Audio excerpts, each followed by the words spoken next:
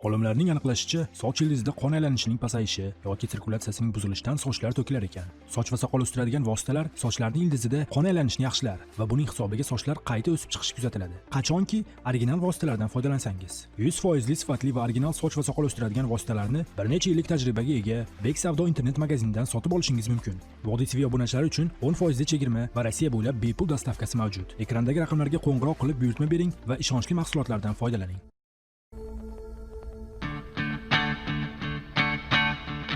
Assalomu alaykum Vodiy TV sport kanalimizning tengi yo'q muxlislari. Bugun sizlarga UFC olamida yuz berayotgan eng so'nggi yangiliklar bilan tanishtirmoqchimiz.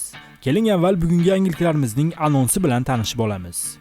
Habib Nurmagomedov qo'y biznesini boshladi. Bunisiga nima deysiz?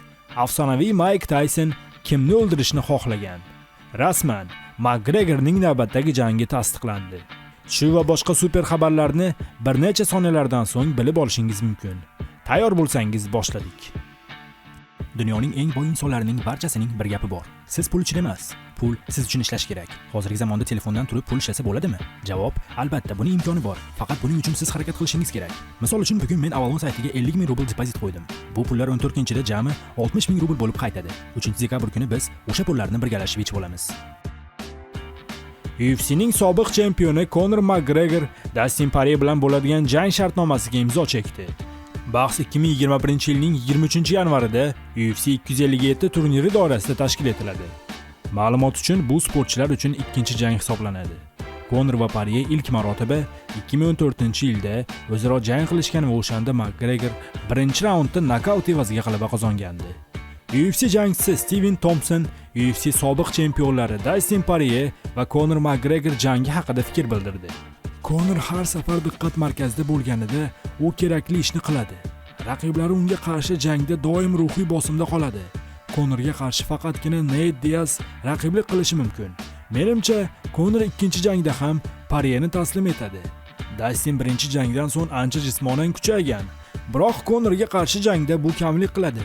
UFC janglarini shou darajasiga chiqara oladigan yengil vaznning sobiq chempioni Conor McGregorning oktagonga qaytishiga ham sanoqli kunlar qolmoqda. O'ylashim bo'yicha Habib ketganidan keyin bu vazn kategoriyasining yangi chempioni Conor McGregor bo'ladi. Siz bu haqida qanday fikrdasiz? O'z variantlaringizni kommentariyaga yozib qo'ying. Sobiq mutlaq jahon chempioni Mike Tyson Evander Holyfieldga qarshi jangni esladi. Evanderni tishlaganimning sababi uni o'ldirishni istaganman. Chunki xayolimda faqat uni o'ldirish bo'lgan. Miyam o'chib qolgandi. Mening rejalarim amalga oshmagandi. Kamarlarimni hech kim tortib olishini istamayman.